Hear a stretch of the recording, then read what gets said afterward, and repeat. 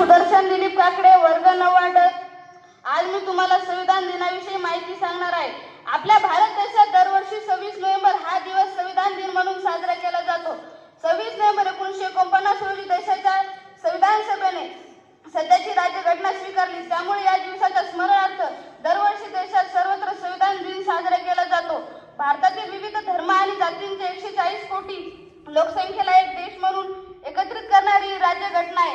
आपल्या देशाचे सर्व कायदे या राज्यघटनेने बनवलेले आहेत। या संविधानाअंतर्गत सर्वोच्च न्यायालय, उच्च न्यायालय, संसद आणि विधिमंडळ, पंतप्रधान आणि मुख्यमंत्री यासह देशातील सर्व न्यायालय त्या अंतर्गत कामे करतात। शिवाय या संविधानाने आपल्याला अनेक हक्क दिले आहेत, ज्यामुळे आपण संपूर्ण स्वातंत्र्य आणि समानतेचे जीवन जगतो।